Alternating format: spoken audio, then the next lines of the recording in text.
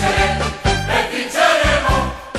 Notte italiana, c'è una luce blu e in ogni casa che brilla una TV e tutti intorno seduti a guardare davanti a questo nuovo focolare. Il padre al figlio dice: senti un po', solo un consiglio è quello che ti do.